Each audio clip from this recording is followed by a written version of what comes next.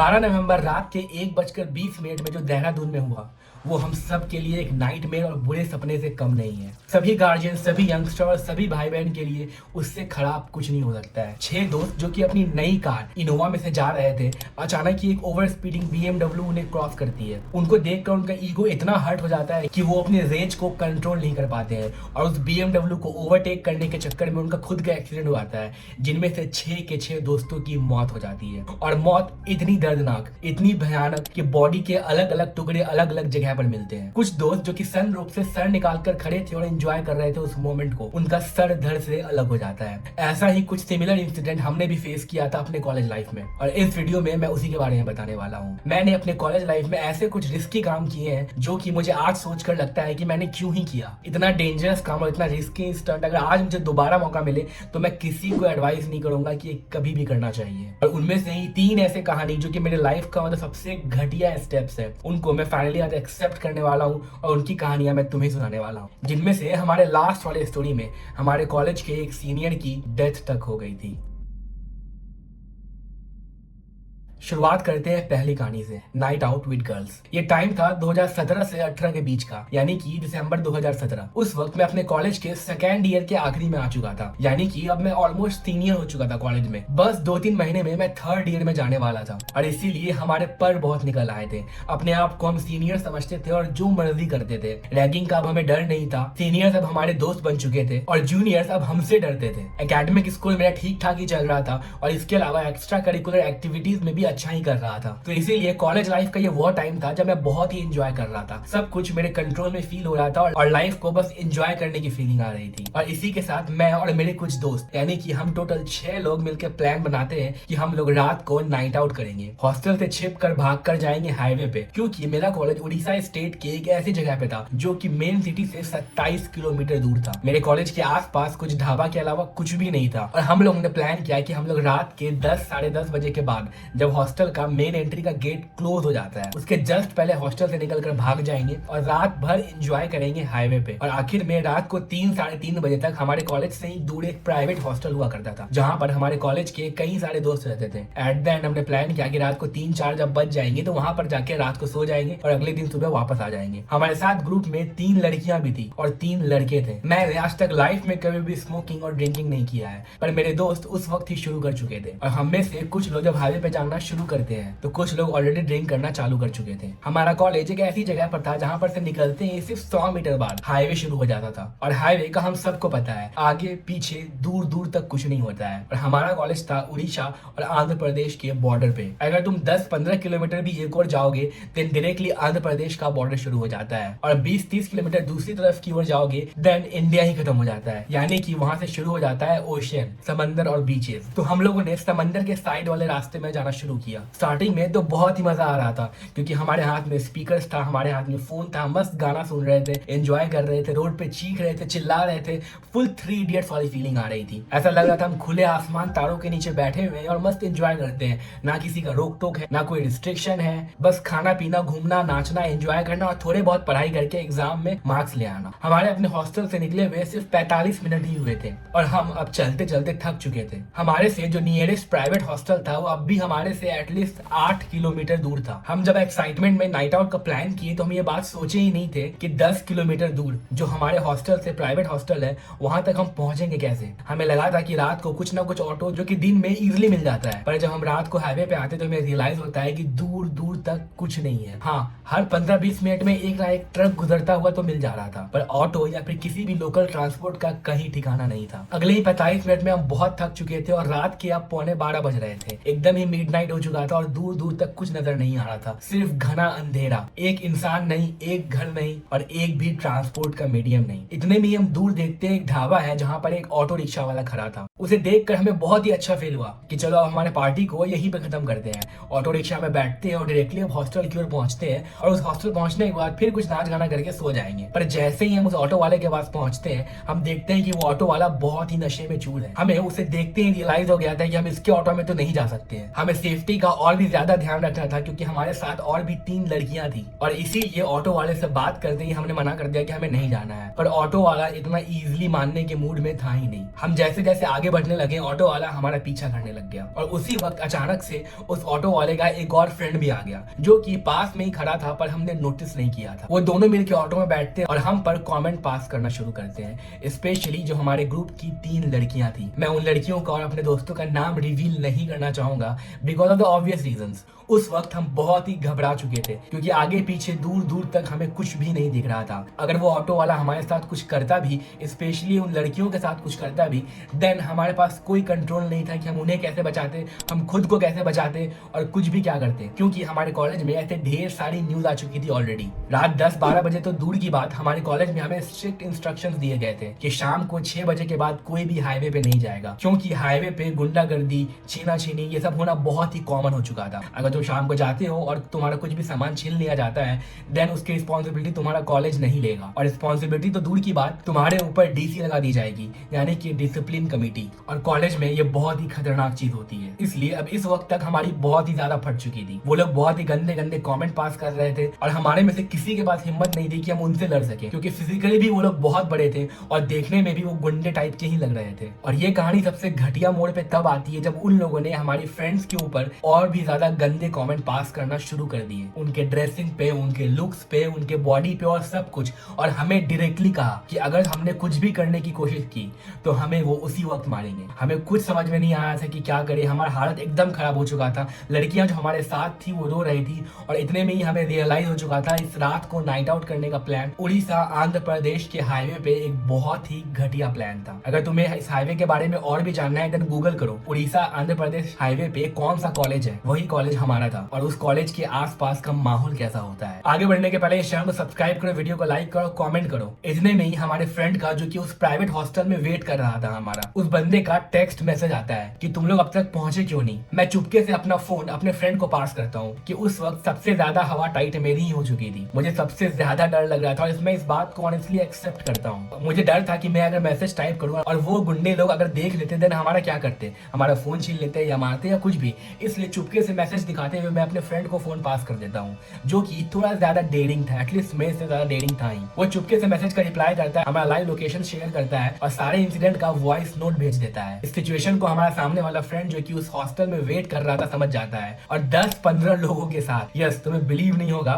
बस 15-20 मिनट में 10-15 हॉस्टल के लोगों के साथ किसी के हाथ में विकेट, किसी के हाथ में बैट, कोई फुटबॉल, कोई बास्केटबॉल लेके आ रहा है। 10-15 लोगों के साथ तुरंत 15 से 20 मिनट के अंदर उस जगह पे पहुंच जाता है और हमें फाइनली बचा लेता है। फाइनली हमें बहुत ही ज्यादा रिलीफ फील होता है और हम जाते हैं उनके हॉस्टल। अगले दिन सुबह अपने अपने हॉस्टल आ जाते हैं और ये कहानी सबको बताते हैं। पर इस कहानी के बाद हमें एक सीख तो मिल चुकी थी, ज्यादा हीरो बन के नाइट आउट हाईवे पर प्लान कभी नहीं करना चाहिए। मजाक मस्ती अपनी जगह है पर ऐसे जगह जहाँ पे स्ट्रिक्टली रिस्ट्रिक्शंस है, जहाँ पर गूगल पे, न्यूज आर्टिकल्स पे, कॉलेजेस ने इंस्ट्रक्शंस दिया है कि वहाँ पर नहीं जाना है, स्टिल हम हीरो बनकर उस जगह पर गए, वो भी इतनी रात को। तुम्हें इस बात से लेसन मिलती है कि तुम ऐसा कभी नहीं कर रहे हो। और इसके बाद हमने और भी कई सारे नाइट आउट प्लान्स किए। हम हॉस्टल दोबारा से फिर से बंक किए पर अगेन कभी भी हाईवे पर नहीं गए। हम हॉस्टल से बंक करके हॉस्टल के छत पर गए या फिर कॉलेज के क्लासरूम में गए।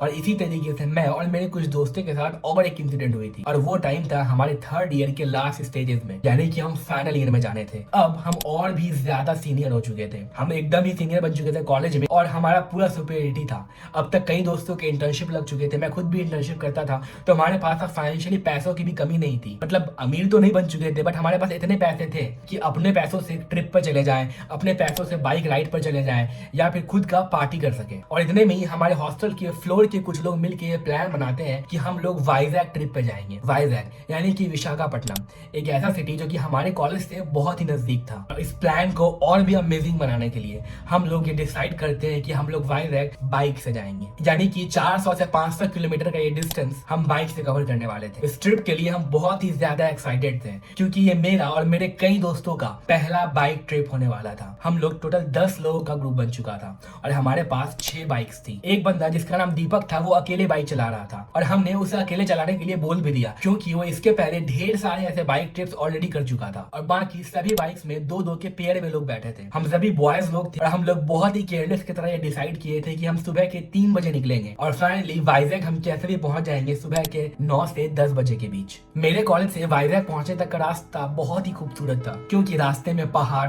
नदियां, समंदर सब कुछ आने वाला था। जैसे कि मैंने वीडियो में बताया, हमारा कॉलेज एक ऐसे जगह पे था जो कि ओशियन से बहुत ही नजदीक था। हमारे कॉलेज से नियरेस्ट बीच सिर्फ 5 किलोमीटर की दूरी पे था और हमारे कॉलेज से सिर्फ 5 से 6 किलोमीटर की दूर पे अपोजिट डायरेक्शन में पालूर हिल्स नाम का एक वैली शुरू होता था और वाइजैक इस पालूर हिल्स के अपोजिट साइड था। इस ट्रिप के लिए हम बहुत ही ज्यादा एक्साइटेड थे।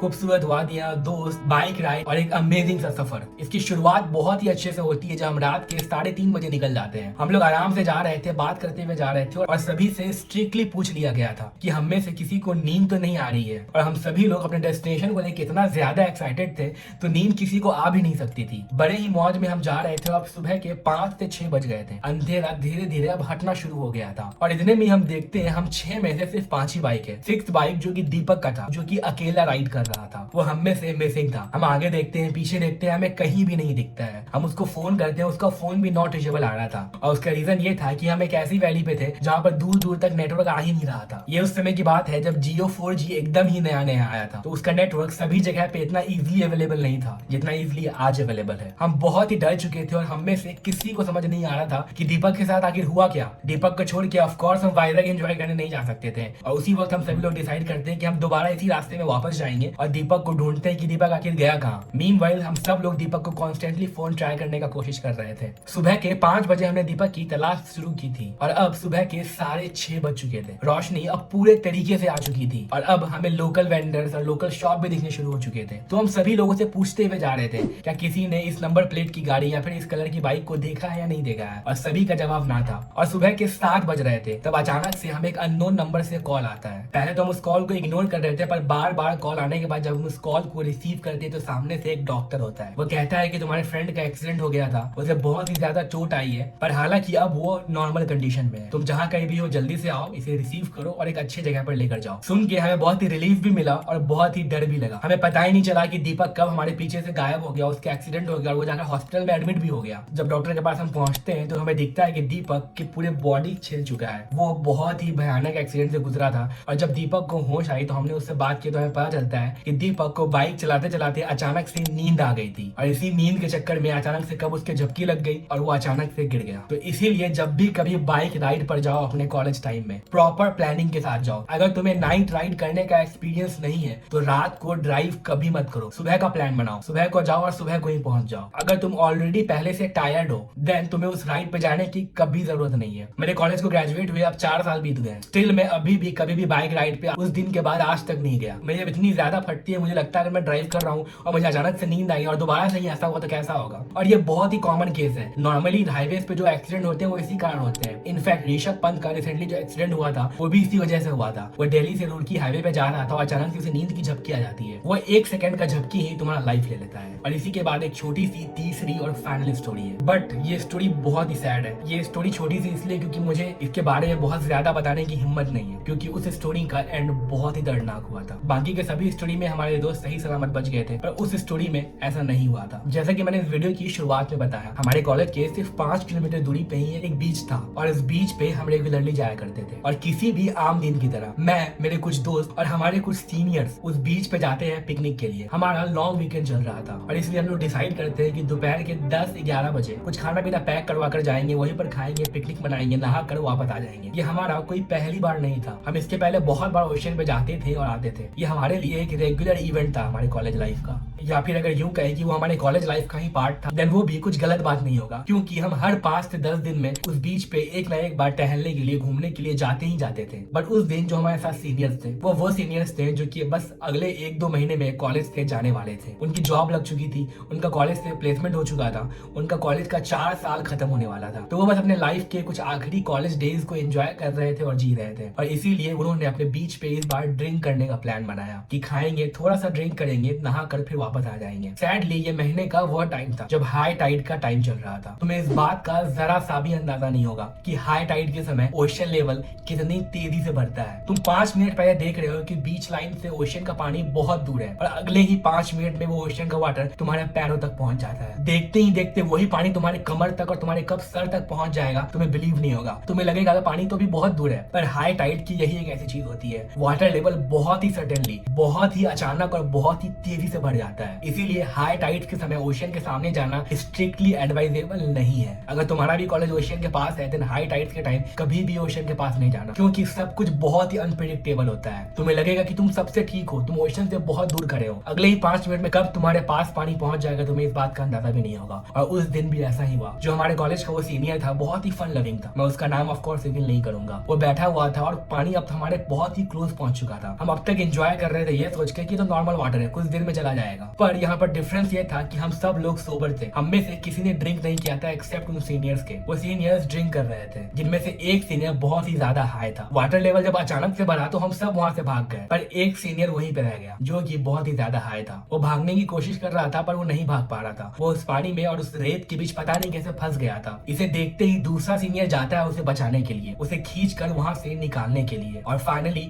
उस सीनियर को वो खींच कर निकाल लेता है। हम देखते हैं वो सीनियर जो कि बहुत ही ज्यादा हाई था और उस रेत में फंस गया था, वो फाइनली निकल कर पानी से बाहर आ रहा होता है। ये देखकर हमें बहुत रिलीफ मिलता है। हम बहुत ही डर गए थे कि उनको अब क्या होगा, बट फाइनली वो पानी से बाहर आते हैं। पर हमने इस बात को रियलाइज ही नहीं किया और वो सीनियर जो कि हाई था उसे बचाने गया था, वो सीनियर तो वापस आ ही नहीं रहा है। बहुत ही कम मोमेंट में, यानी कि एटलीस्ट बस 1 से 2 मिनट के अंदर हमें रियलाइज होता है कि वो सीनियर जो कि उसको बचाने के लिए गया था वो समंदर में बहुत ही दूर जा चुका है। हमें सिर्फ उसका हाथ दिख रहा है। हम भाग कर जाते हैं, कोस्ट गार्ड को बुलाते हैं, मछुआरों को बुलाते हैं, पर वो सब हमें कहते हैं कि अब बहुत देर हो चुकी है। मैं जब ये कहानी सुना रहा हूँ तो मेरे हाथ में गूज बम्स है। मुझे आज भी उनका चेहरा बहुत ही अच्छे से याद है। 3 दिन तक उनका बॉडी सर्च होता है, उनकी फैमिली आती है, उनकी बॉडी कहीं भी नहीं मिलती है। 4-5 दिन बीत जाते हैं, तब फाइनली उनका बॉडी ओशन के बीच पे अपने आप आ जाता है। मैं इस कहानी के बारे में और भी ज्यादा नहीं बोलूंगा क्योंकि I am not comfortable in sharing that story because this is one of the most strategic and the saddest story of my life, जो कि मैंने सामने से एक्सपीरियंस किया है। आई होप ऐसी सारी गलतियां तुम अपने कॉलेज लाइफ में कभी ना करो। इस कहानी को सुनाने का मतलब सिर्फ और सिर्फ ये था कि ताकि तुम इनसे सीख सको और तुम ऐसी चीजें अपने कॉलेज लाइफ में रिपीट ना करो। आई होप तुम्हें इनसे कुछ लर्निंग मिली हो। इस चैनल को सब्सक्राइब करना क्योंकि मैं और भी ऐसे ढेर सारे इंजीनियरिंग रिलेटेड अमेजिंग वीडियोस बनाता हूँ, जिससे कि तुम्हारे इंजीनियरिंग लाइफ अमेजिंग हो सके, तुम्हारे प्लेसमेंट अच्छे लग सके और तुम अपने लाइफ में कुछ अच्छा कर सको। थैंक्स फॉर वॉचिंग, मिलते हैं नेक्स्ट वीडियो में।